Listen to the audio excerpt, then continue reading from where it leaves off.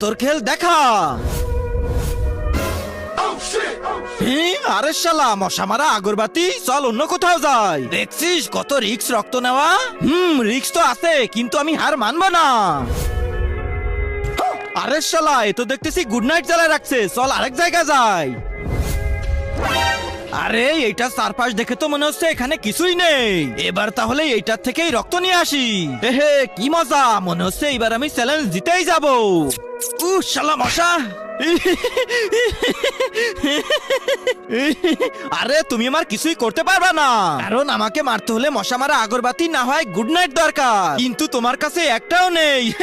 তবে ওর থেকে ভয়ঙ্কর জিনিস আমার কাছে আছে। কই?